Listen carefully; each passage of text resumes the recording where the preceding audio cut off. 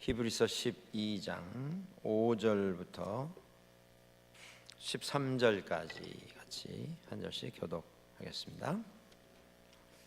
제가 먼저 봅니다. 교독합니다.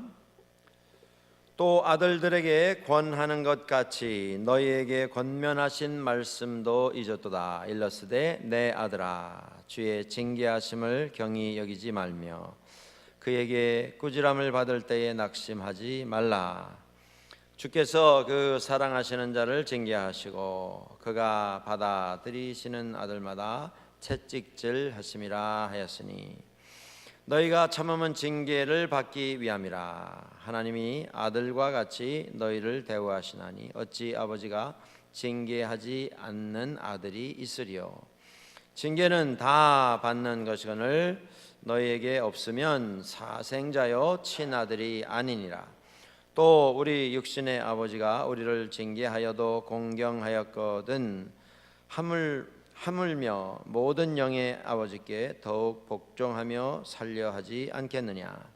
그들이 잠시 자기의 뜻대로 우리를 징계하였거니와 오직 하나님은 우리의 유익을 위하여 그의 거룩하심에 참여하게 하시느니라. 무릇 징계가 당시에는 즐거워 보이지 않고 슬퍼 보이나 후에 그로 말미암아 연단 받은 자들은 의와 평강의 열매를 맺느니라. 그러므로 피곤한 손과 연약한 무릎을 일으켜 세우고 같이 보십니다. 너희 발을 위하여 곧은 길을 만들어 저는 다리로 하여금 어그러지지 않고 고침을 받게 하라. 아멘. 오늘 본문에 이제 5절부터 저희가 몇 절 보았습니다. 이 본문에 계속 반복이 되어서 우리에게 주어지는 주제가 징계라고 하는 단어입니다. 징계. 또 하나 나오는 것은 꾸지람입니다. 꾸지람. 징계와 꾸지람. 이것을 우리 영어 성경에 찾아보면 discipline이라고 나옵니다. 이 discipline은 훈계한다, 혹은 꾸짖어서 바로 잡는다, 훈련시킨다, 예의를 가르친다, 이런 뜻이 있습니다. 여기서 그래서 징계라고 하는 것은 벌 준다, 무슨 벌을 내려서 아주 어렵게 한다, 힘들게 한다, 그런 의미가 아니라 여기서 말하는 징계라고 하는 것은 야단을 쳐서 깨닫게 한다, 훈련을 시켜서 성장하게 한다, 성숙하게 한다, 어린아이로 하여금 어른이 되도록 이끌어간다라고 하는 뜻의 징계입니다. 오늘 본문 안에 환난이 올 때에, 어려움이 올 때에 이것을 기쁘게 여겨라고 하는 이런 내용이 나오는데, 히브리서 앞에서 우리가 12장 1, 2, 3, 4절에서 쭉 보시면 어려움이 올 때에 이것을 잘 감당해라. 왜냐하면 이것이 너희 시대에만 있는 이런 어려움이 아니라 인류가 하나님의 은혜 가운데서 세움을 입은 이후에 매 시대마다 있어 왔던 인간의 근본적인 환난이고 어려움이고 고난이다. 그러니까 그런 면에서 위로를 받아라. 시대를 잘못 만나서 지금 고생하고 있는 게 아니라 이것이 인간 본연의 모습이고 본질의 모습이고 인간의 가장 근본적인 문제로부터 오는 어려움이다. 너희만 당한 어려움이 아니다. 다 당했고, 중요한 건 뭐냐면 다 당했는데 다 싸워서 이김으로 신앙 안에서 승리했다. 그러니까 실망하거나 좌절하거나 낙심하거나 지쳐서 절대 포기하지 말고 힘을 내서 이 싸움에서 이기도록 해라. 1절에서 4절까지 그런 내용이 나옵니다. 그리고 환난이 올 때, 어려움이 올 때에 그 환난을 기쁜 마음으로 받아들여라, 이렇게 말하는데, 왜냐하면 아까 말씀드린 대로 모든 시대에 그것이 있었고 그 싸움에서 성도들이 이겼다는 것이 하나이고요. 또 하나는 예수님께서도 그와 같은 환난을 당하셨고 고통에 시달리셨고 어려움을 당하셨는데, 예수님께서 당하신 환난에 비하면 이 시대에 사람이 겪는 이 어려움은 정말 아무것도 아니기 때문에 충분히 싸워서 이길 수 있다. 그러니까 겁내지 말고 실망하지 말고 용기를 내어서 이 모든 일을 잘 감당하도록 해라. 그런 내용으로 1절부터 4절까지 말씀이 계속 이어졌습니다. 그런데 오늘 5절부터 시작되는 본문에서는 하나님으로부터 오는 징계, 질책, 꾸지람, 훈련, 하나님께서 우리를 훈련시키시기 위해서, 연단시키시기 위해서 우리에게 하나님의 의도하심 속에서 허락해 주시는 환난이 올 때에 이 환난을 그저 내가 운이 없어서 당한다, 혹은 내가 지은 죄가 많아서 나만 이 벌을 받고 있다, 그렇게 생각할 것이 아니고 이것이 하나님께서 의도해서 하나님께서 주시는 시간인 걸 깨닫고 그 안에서 깨달을 것을 마땅히 깨닫고 그 깨달음 속에서 신앙 안에서 성장하고 성숙하는 이런 결과를 가져야 한다 이야기해주고 있습니다. 하나님은 징계하시는 하나님이십니다. 때로 꾸짖으시는 하나님이십니다. 사랑하기 때문에 꾸짖습니다. 자식이 사랑스러우면 그저 잘한다 이렇게만 가르치고 이렇게만 자식을 키우는 것, 이건 사랑하는 자녀에 대한 부모의 태도가 아닙니다. 8절에 보면 이런 말씀이 나옵니다. 징계는 다 받는 것이거늘 너희에게 없으면 너희가 사생자다.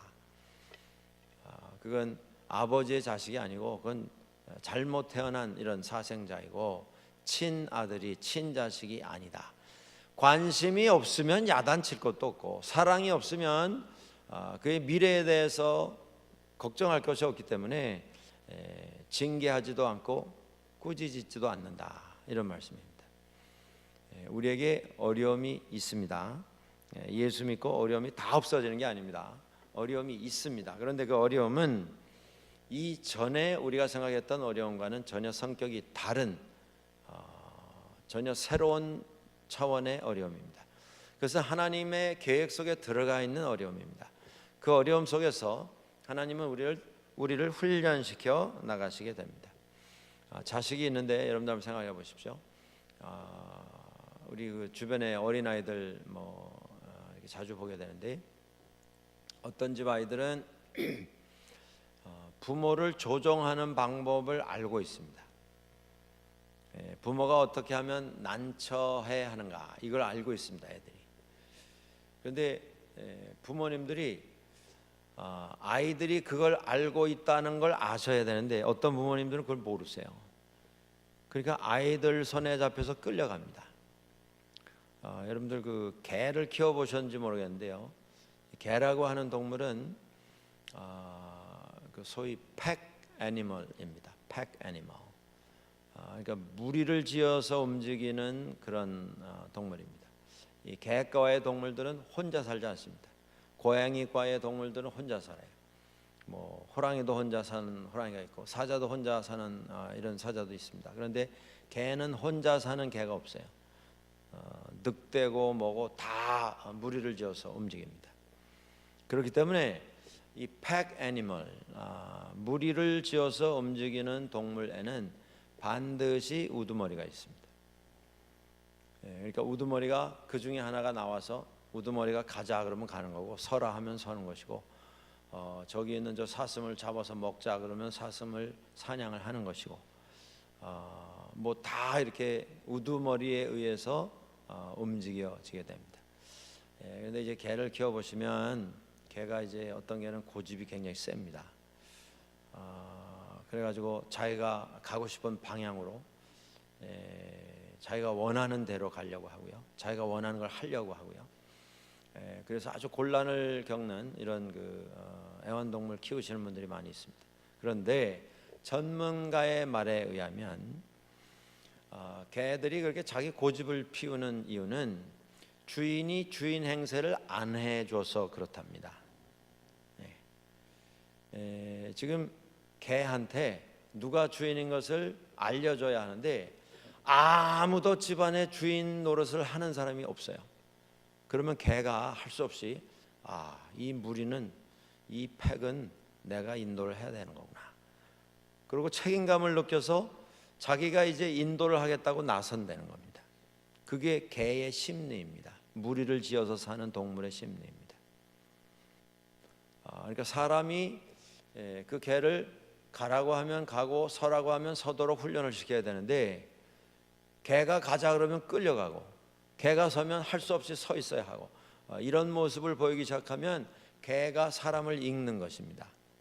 이렇게 하면 끌려오는구나. 이렇게 고집을 피면 사람이 개의 말을 듣는구나. 예? 이렇게 하면 개가 사람을 부리는 거구나. 그걸 안다는 것이에요. 그 다음에는 진짜 이제 개판이 되는 거죠. 예? 개가 그냥 지멋대로 사람 끌고 다니고, 자기 먹고 싶은 거 지가 골라서 먹고, 자기 하고 싶은 거 지가 알아서 다 하고, 사람은 뒤처리하고 쫓아다니는 거예요. 아이들도 마찬가지입니다. 아이하고 뭐 개하고 비교하자는 건 아닌데, 아이들도요, 어떤 아이들은 내 자식이 아닌데도요, 목사가 제가 좀 드리는 말씀이 좀 죄송한데, 내 자식이 아닌데도 막 미운 애들이 있어요. 예? 막 그냥 부모를 쩔쩔매게 하는 애들이 있어요. 어떻게 하면 부모가 쩔쩔맨다는 걸 알아요. 그래가지고 막 소리 지르고요, 뭐 막 뒹굴고. 그 쇼핑몰 같은 데 가보면 뭐 거기 뭐 인간 박람회장 같은 데 아닙니까? 각종 인종이 다 오는데, 뭐 피부 색깔 상관없이, 문화적인 배경 상관없이 정말 못되게 우는 애들이 있어요. 그냥 막 바닥에서 무슨 뭐 병 걸린 애들처럼 막 뒹굴고 뭐 소리 지르고 뭐 다 토하고 말이죠. 한 부모에게 한번 당해봐라, 뭐 그런 식입니다. 얼마나 못되게 구는지 모르겠어요.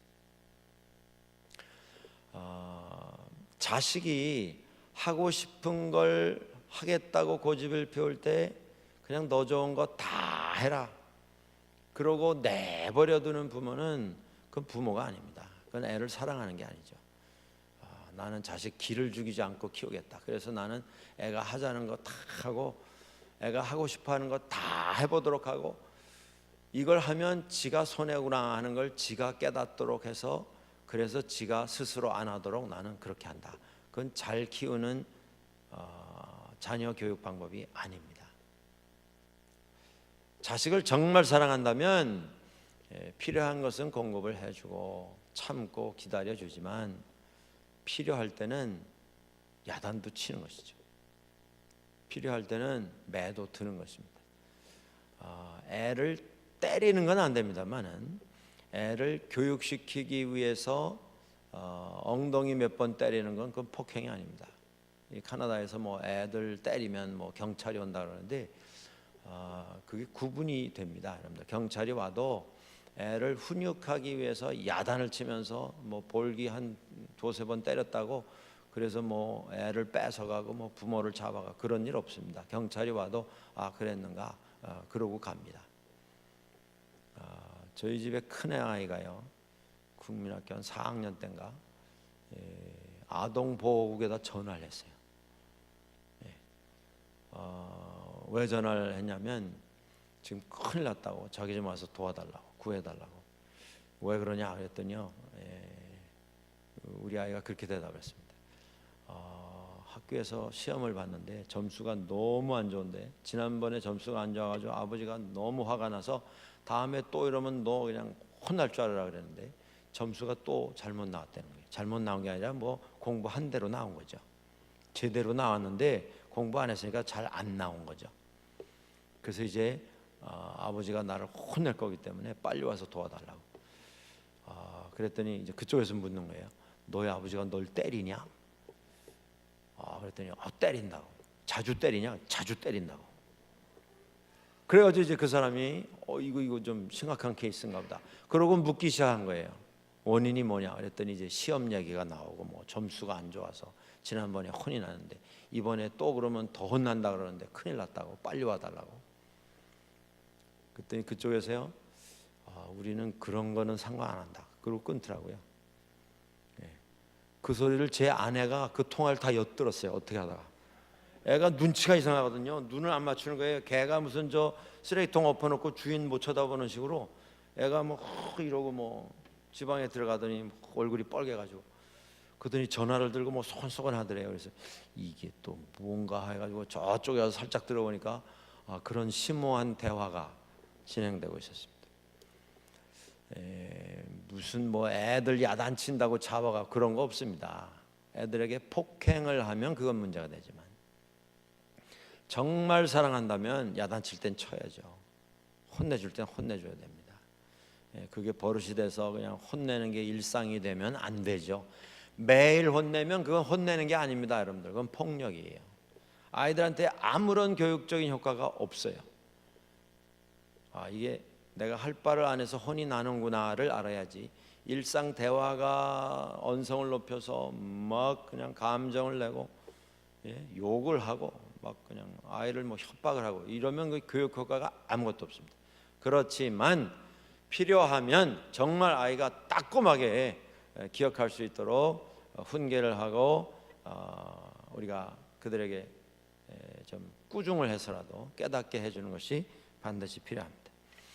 하나님께서 우리에게 꾸중을 하시는데 징계를 하실 때가 있는데 그 징계는 미워서 괘씸해서 하나님께서 우리에게 야단을 치시는 것이 아니라고 하는 것입니다.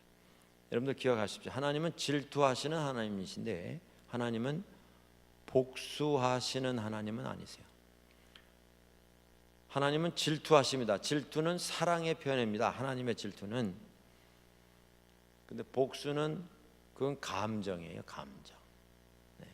그건 분노가 섞여 있는 감정의 표현입니다. 하나님은 그런 하나님이 아니십니다.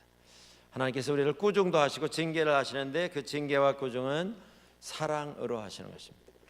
우리가 알도록, 알아서 깨달아서 바른 모습으로 회복되도록 하시기 위해서 그 일을 하시는 것입니다. 자, 오늘 그 본문에 그런 이야기가 나옵니다. 9절에 보시면 우리 육신의 아버지가 우리를 징계하여도 공경하였거늘.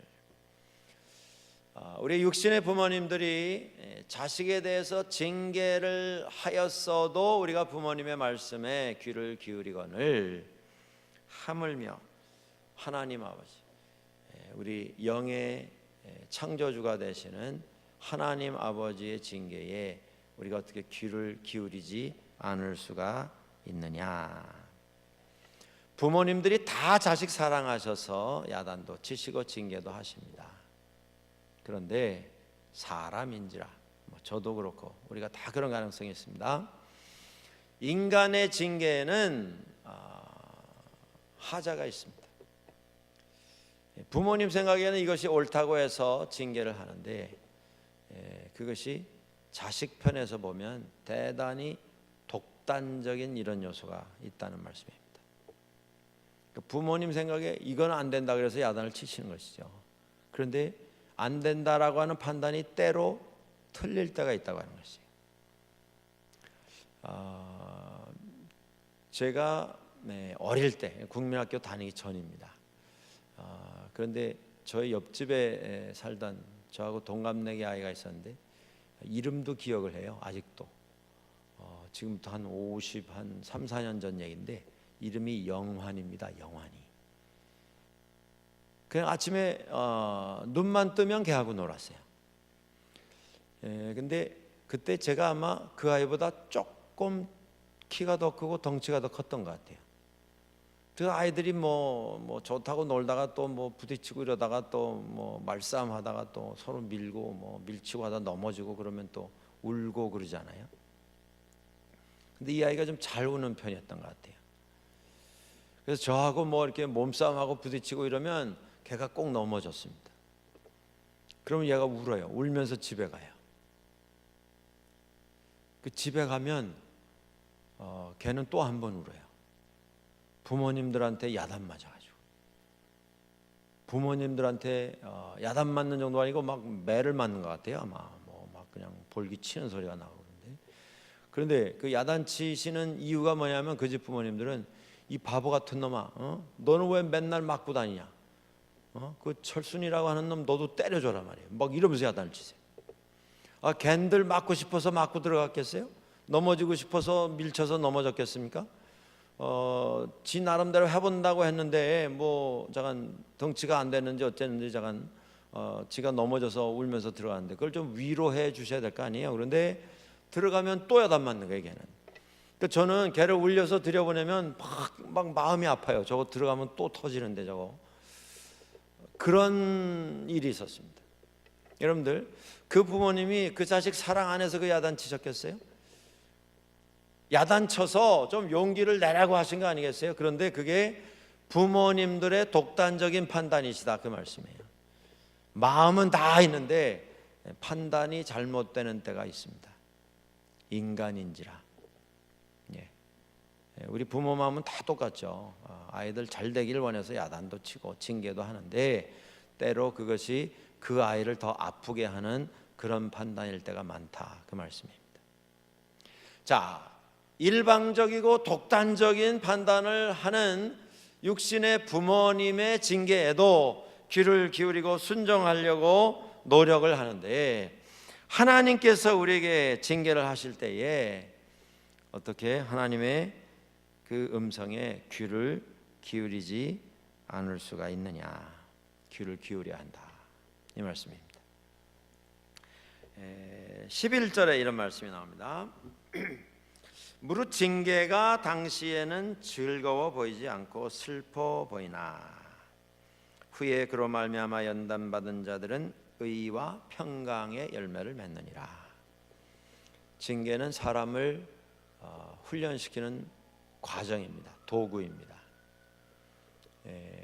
고대 그 철학자들, 시랍의 철학자들 가운데 아글라이티다스라고 하는 철학자가 있습니다. 이 사람이 이렇게 말합니다. 아글라이티다스. 뭐라고 말하냐면, 사람을 웃게 만드는 사람이 있고 세상에는 사람을 울게 만드는 사람이 있는데, 이 두 가지 사람 가운데 사람에게 더 많은 유익을 가져다 주는 사람은 사람을 웃게 만드는 사람이 아니라 사람을 울게 만드는 사람이다. 그러면서 그가 이런 예를 듭니다. 부모도 자식을 때로 아프게 하고 늘 재미있고 늘 웃게만 만드는 게 아니고, 부모님이야말로 부모이기 때문에 자식을 때로 불편하게 만드실 때도 있고, 마음에 부담을 가지게 할 때도 있고, 때로 뭐 체형을 가할 때도 있고, 징계를 할 때도 있고 한데, 부모님들은 자식들을 늘 웃게만 만드시는 분이 아니고 다른 사람들보다 더 많이 울게 만드시는 분입니다. 그런데 부모가 자식을 울게 만드는 이유가 뭐냐는 것입니다. 울게 만들어서 사람 되도록 하는 것이 부모님의 하시는 일이 아니겠습니까? 군대에 가서 많이 힘듭니다. 그래서 정말 울 때도 있고 뭐 힘들어서 별의별 다른 생각을 하는 때도 있다 하는데, 그렇게 힘들게 훈련을 하기 때문에 싸움에서 이기는 군인이 탄생하게 되는 것이죠. 학교에서도 마찬가지입니다. 뭐 잘한다 재밌게 그냥 쉽게 넘어가는 게 아니고 정말 힘들도록 밤을 새고 공부를 해도 부담이 될 정도로 훈련을 시켜주는 곳이 공부하는 학교인데, 그렇게 공부를 하기 때문에 실력이 향상이 되는 거 아니겠습니까? 이 세상에 우리를 어렵게 하는 그 손길, 그 주변에 있는 인물들, 사건들, 주변에 있는 상황들, 이것이 우리를 유익하게 하려고 하나님께서 준비하신 하나님의 선물인 것을 알고 그 안으로 들어가면 거기서 우리가 훈련을 받고 거기서 더 많은 것을 배울 수 있다. 성경은 우리에게 말씀해 줍니다. 그렇게 재미있지는 않지만 그렇게 뭐 신이 나고 유쾌하고 즐겁고 그렇게 되지 않을 수가 있으나, 그걸 통해서 우리가 의와 평강의 열매를 결국은 거두게 되는 것입니다. 그것이 징계이고 그것이 꾸짖음입니다. 그러니까 뭐 매 맞는다 이런 차원이 아니고, 우리가 훈련을 받고 그 훈련을 통해서 실력을 키우고 실력을 통해서 더 나은 사람으로 변화되어 가는 이러한 과정인 것입니다. 로마 시대에 여기 오늘 본문에 이제 아버지와 아들의 이야기가 많이 나오는데요. 로마 시대의 아버지의 어떤 권한이라고 하는 것은 절대적인 것이었습니다. 이게 이제 로마 기록에 나오는 역사 기록 문헌에 나오는 이런 이야기인데요. 로마 시대의 아버지들은 특별히 아들에 대해서 평생 권리를 행사할 수 있게 되어 있었습니다. 그 아들이 몇 살이냐와 상관없이 아버지가 살아있는 한은 자기 자식에 대해서는 절대적인 권리를 행사할 수 있었는데, 그 권리라고 하는 것이 이런 것입니다. 자식을 처음 낳았을 때에 이 자식을 내가 내 자식으로 받아들여서 키울 것인가 아닐 것인가. 뭐 자식을 낳았으면 키우는 게 당연하지 않겠어요? 그런데 로마 시대 아버지들은 그걸 결정할 수 있는 권한을 가지고 있었습니다. 그래서 자식을 낳아놓고 어떤 식으로든 마음에 안 들면 그 자식을 포기할 수 있는 권한이 본인에게 있었습니다. 아버지에게만. 또 자식이 크면서 자기 마음에 들지 않는 모습이 있으면 그 아이를 결박할 수도 있었고요. 묶어놓고 채찍질을 가할 수 있는 이런 권한도 아버지에게 있었습니다. 더 무서운 얘기가 나옵니다. 자기 자식을 노예로 팔아버릴 수 있는 권한도 아버지에게 있었어요. 이 말이 안 되는 얘기 아닙니까? 그런데 2000년 전에 그런 권한들을 행사를 했습니다. 더 무서운 얘기가 있습니다. 자기 자식이 정말 자기 마음에 들지 않는 일을 했으면 그 자식을 처형시킬 수 있는 권한도 아버지에게 있었습니다. 가족에게 어떤 심각한 결정을 하기 위해서는 대개는 그 집안에 있는 남자들로 성인된 사람들이 다 모여서 거기서 상의를 하고 결정을 했습니다만은, 대개는 그렇게 했습니다만은 그것도 반드시 그렇게 해야 한다라고 하는 법조항은 아니었고, 아버지가 정하면 그게 그 집안의 식구들에게 해당되는 법으로 집행이 되었습니다. 아들을 처형시키는 이 일은 훗날 폐지가 됩니다. 이건 사람 죽이는 일은 온당하지 않다. 이건 해도 너무했다. 그런데 그 아들을 아버지가 처형시키는 그것이 그 성경에 나오는 아구스도 황제 시기까지 진행이 되고 있었던 것이 기록에 남아 있습니다. 로마 역사 가운데 카틸린이라고 하는 사람의 이야기가 있습니다. 카틸린, 이 사람은 반란을 일으켰던 사람입니다. 로마 정부에 대하여서, 로마 정권에 대해서. 그런데 그 반란에 아울루스 풀비스라고 하는 그 당시에 로마 원로원, 지금은 말하면 상원입니다. 상원 의원의 아들 하나가, 이 아울루스라고 하는 사람이 좀 반항적인 기질이 있었던 사람인 것 같아요. 그래가지고 카틀린이라고 하는 그 반란 그룹에 가담을 하게 됩니다. 아버지는 그 나라의 가장 높은 원로원의 의원인데 아들이 로마 제국 반란에 가담을 했습니다. 그러다가 나중에 이제 그 반란이 평정이 되고 그 아들이 붙잡혔습니다. 그런데 그렇게 해서 잡힌 그 아들을 아버지가 재판을 직접 했습니다. 판결도 아버지가 했어요. 판결이 뭐냐면 사형입니다. 사형. 그리고 아버지가 사형을 집행을 해버렸습니다. 그게 로마 시대의 아버지의 권한입니다. 그러니까 아들이 몇 살이냐 상관없어요. 아버지가 살아있는 한은 그 아들에 대한 전권이 아버지에게 속해 있었습니다. 그 아들이 세상에서 어느 정도 지위와 권한을 가지고 있었던 사람이냐 상관없습니다. 그 아버지가 아들에 대해서 무슨 일이든지 판단을 해서 실행을 할 수가 있었습니다.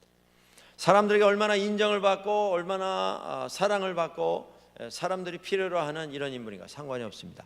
아버지가 자기 마음대로 아들에 대해서 처분을 할 수 있었습니다. 자, 그 배경을 가지고 지금 여기에서 아들과 아버지의 이야기를 하고 있는 것입니다. 오늘 이 본문에 보시면 5절 6절에 그 말씀이 나옵니다. 내 아들아 주의 징계하심을 경히 여기지 말며 그에게 꾸지람을 받을 때에 낙심하지 말라. 이 아들에 대한 아버지의 꾸중과 징계는 로마 시대에는 이건 뭐 대단한 겁니다. 상식을 전혀 무시한, 죽일 수도 있고 살릴 수도 있는 이러한 꾸지람입니다. 그런데 그 말을 지금 로마 배경을 가지고 하고 있는 것입니다.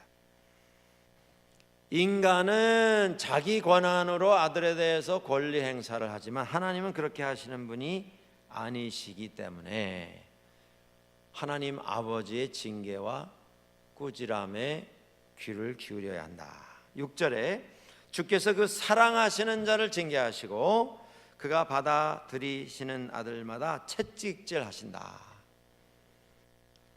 아들을 때려서 무슨 어떤 만족을 얻는 그런 정신 이상적인 행동이 아니라 아들을 사랑하셔서 그 아들을 훈련시키시기 위해서 때로 환난도, 때로 삶의 대단한 어려움과 고통도 하나님께서는 허락을 하시는 때가 있다라고 하는 것입니다. 여러분들, 우리가 삶 속에서 어려움을 당하게 될 때, 그것이 무슨 육신의 병일 수도 있고요, 경제적인 압박일 수도 있고요, 가정에 일어나는 부부간의 문제일 수도 있고요, 신앙생활하면서 교회에서 어떤 관계 속에서 사람과 사람 사이에서 일어나는 이런 어려움일 수도 있을 것입니다. 어떤 어려움이든 나를 괴롭게 하는, 나로 하여금 밤잠을 잃게 만드는 이런 어려운 일들이 우리에게 있을 수 있습니다. 이것을 우리가 어떻게 받아들일 것인가 하는 것입니다. 몇 가지 방법이 있을 것입니다. 첫째는 받아는 들이되 그냥 할 수 없어서 이건 운명이다, 이건 숙명이다, 포기하고 억지로 받아들이는 그런 받아들임이 있을 수 있을 것입니다. 고대에 스토익 학파라고 하는 철학파가 있었습니다. 스토익 학파. 이 스토익 학파에서는 이렇게 믿고 이렇게 가르쳤습니다. 이 세상에 있는 어떤 일도 하나님의 뜻이 아니고는 일어날 수가 없다. 그러니까 지금 일어난 그 일이 당신을 괴롭게 하고 어렵게 하고 너무 힘들게 하는 일이더라도 이건 하나님의 뜻이기 때문에 이건 받아들이는 것 외에는 다른 일을 할 수가 없다. 하나님의 뜻에 어떻게 거역하고 하나님의 뜻에 어떻게 반항하고 하나님의 뜻에 대해서 무엇라 항변을 하겠는가? 그건 다 소용없는 일이고 쓸데없는 일이니까 그냥 받아들이는 것밖에는 할 수 있는 일이 없다. 받아들이기는 드리는데 이것은 로마 제국 안에 아버지들이 자기 자식에게 행사했던 어떻게 보면 무식하고 무지하고 야만적인 북권, 인간의 절대 북권, 그것이기 때문에 할 수 없이 받아들이는 그런 받아들임입니다. 이것은 성경적인 어떤 하나님 앞에서의 순종의 모습은 아닌 것을 알 수가 있습니다. 두 번째, 하나님의 징계를 받아들이기는 받아들이는데 반항하는 것입니다. 계속 끌려는 가는데 계속 불평하고 불만을 가지는 것입니다. 감사함이 그 가운데는 없습니다. 첫 번째는 받아들이되 억지로 받아들이고요, 두 번째는 받아들이되 계속 반항하는 겁니다. 불만 불평하는 것입니다. 세 번째, 꾸지람을 받아들이는 또 하나의 모습이 있습니다. 그것은 받아들이기는 드리는데 자기 자신에 대해서 자꾸 연민의 정을 일으키는 생각을 가지면서 그것을 받아들이는 수가 있습니다. 여러분들, 우리도 쉽게 이런 상태에 빠질 수가 있습니다. 이 어려움은 나만 당하는 어려움이다. 다른 사람은 이 어려움 모른다, 이 아픔 모른다, 이 괴로움을 모른다. 내가 신앙생활 제대로 하려고 하니까 이런 어려움이 내게 왔다. 나야말로 우리 교회에서 제일 고난을 많이 당하는 사람이다. 나야말로 내가 아는 사람들 중에 제일 고난 앞에서 시달리고 있는 불쌍한 영혼이다. 자기 자신에 대해서 자꾸 연민의 정을 만들어가면서 동정을 하면서 자기 자신이 이 세상에서 제일 불쌍하고 가련한 이런 존재이다 생각하면서 할 수 없이 받아들이는 그런 모습입니다. 그런데 그렇게 해서 받아들이면 결국 무너지게 돼 있습니다. 언젠가 그 인내가 다 하게 되면 무너질 수밖에 없습니다. 폭발할 수밖에 없어요. 네 번째 모습이 있습니다. 네 번째 모습은 꾸짖음과 징계를 받아들이기는 받아들이는데 이건 하나님이 나에게 복수하시는 것이다. 이건 하나님이 내가 잘못한 지난 젊은 날 저질렀던 많은 실수에 대해서 이거는 지금 값을 치르게 하시는 하나님의 심판이다 라고 생각하면서 그것을 받아들이는 것입니다. 이제까지 인류가 만들어냈던 어떤 신적인 존재에 대한 이해 가운데 큰 비중을 차지하는 이런 이해가 있습니다. 그게 뭐냐면 신적인 존재가 인간에 대해서 복수를 하는 존재다라고 하는 생각입니다. 제가 서두에도 말씀드린 것처럼 하나님은 징계하십니다. 하나님은 꾸짖으십니다. 하나님은 때로 여기 본문에 나와 있는 표현대로 채찍질 하시는 때도 있습니다.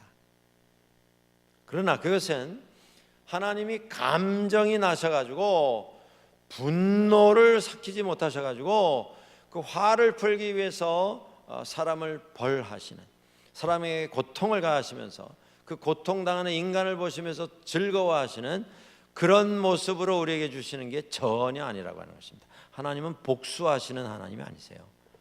징계를 하시되 징계는 사람이 사람 되도록 하시기 위해서 징계하시는 것이지 때려서 아파하는 고통스러워하는 모습을 보면서 이건 네 죄값이다 그렇게 말씀하시는 하나님 아니신 것입니다.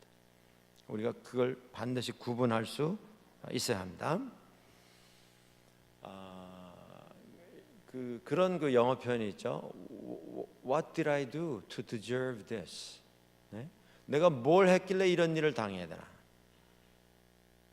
내가 무슨 일을 했다고 나만 이 일을 당해야 되나?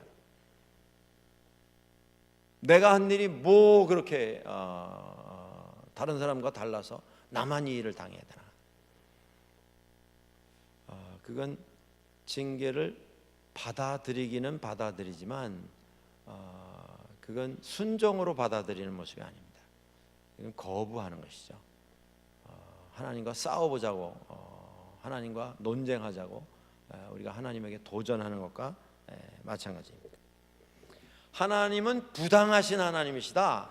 하나님이 정의 하나님, 공의 하나님이시라고 하는데 이건 하나님이 잘못 결정하신 거다. 이렇게 생각하는 그 마음이 거기에 담겨져 있습니다.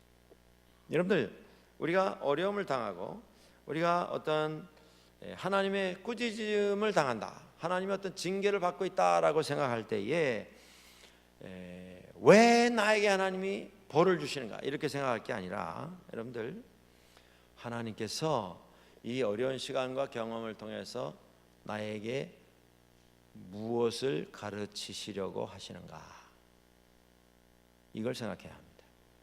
하나님은 나에게 왜 벌을 주시나 이게 아니고, 하나님은 이 일을 통해서 나에게 무엇이라 말씀하시려고 하시는가. 이 경험을 통해서 하나님께서는 나에게 무엇을 깨닫도록 하시려고 지금 나로 하여금 이 과정을 지나가게 하시는가. 이게 전혀 다른 차원입니다. 하나는 불만 불평이고요, 또 하나는 겸손, 감사, 그리고 순종입니다. 결과는 하늘과 땅 차이입니다. 자, 꾸짖음이 옵니다. 징계가 있을 수 있습니다. 채찍질, 이게 뭐 살이 터지고 뭐 사람을 막 죽도록 고통에 시달리게 하는 그런 의미의 채찍질이 아니라 달리는 말을 빨리 달리도록 더 힘을 내서 달리도록 하는 격려 차원에서의 표현입니다. 자, 하나님께서 나에게 꾸짖음도 보내시고 징계도 보내시고 때로 매를 드시기도 하시는데, 그 모든 것은 사랑이 충만하신 아버지에게로부터 내게 온 하나님의 선물이다라고 깨닫고 그것을 받아들임이 우리에게 있어야 합니다. 제롬이라고 하는 사람이 있습니다. 이 사람은 아주 초대교회의 아주 오래전 초기 기독교회의 훌륭한 선생 가운데 또 철학자 가운데 한 사람입니다. 이 사람이 이런 말을 합니다. 인간을 향한 하나님의 진노하심 가운데 가장 큰 진노는 우리가 죄를 짓고 있는데도 하나님께서 우리에 대하여서 진노하시지 아니하시는 것, 그게 인간을 향한 최대의 진노의 모습이다. 인간이 죄를 짓고 있는데도 그 모습을 보시면서 진노하시지 아니하시는 하나님, 그거야말로 인간을 향한 하나님의 최고의 진노의 상태이다. 인간을 향한 하나님의 가장 큰 처벌이 있다면, 징계가 있다면, 그것은 하나님이 죄를 짓고 있는 인간에게 대해서 아무것도 행하지 아니하시는 바로 그것일 것입니다. 오늘 하나님의 징계가 우리 가운데 있을 수 있습니다. 꾸짖음이 있을 수 있습니다. 하나님께서 의도하셔서 우리에게 주시는 환난과 어려움과 고통의 시간이 있을 수 있습니다. 여러분들, 이걸 피해갈 수는 없습니다. 우리가 이걸 어떻게 받아들여야 하겠습니까? 로마 시대에 아들을 죽였다 살렸다 마음대로 할 수 있는 절대적인 권한을 가진 그 아버지의 권한 행사 앞에 할 수 없이 끌려가는 이런 모습이 아니라, 이 모든 것이 우리를 사랑하시되 아들 예수 그리스도를 주시기까지 사랑하신 사랑의 아버지 하나님이 우리에게 주시는 은혜의 도구인 것을 깨닫고 감사함으로 순종함으로 하나님 앞에 엎드릴 수 있어야 할 것입니다. 사랑의 하나님은 복수하시는 하나님이 아니십니다. 사랑의 하나님은 그 사랑하는 자녀의 눈에서 절대 의미 없는 눈물을 흘리도록 하시는 분이 아니십니다. 절대 그런 일이 없습니다.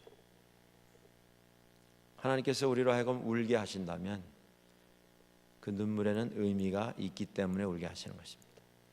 하나님께서 우리로 하여금 괴로운 이런 경험을 하게 하신다면 그 괴로움에는 의미가 있기 때문에 하나님께서 그 시간을 우리에게 허락을 하시는 것입니다. 그걸 알고 하나님 앞에서 이 경험을 통해서 하나님은 나에게 지금 무엇이라 말씀하시는 것인가, 이 과정을 통해서 하나님은 나를 어떻게 빚어 만들어 가시려고 하시는 것인가, 그걸 물어야 합니다. 그걸 기도해야 합니다. 그리고 깨달아야 합니다.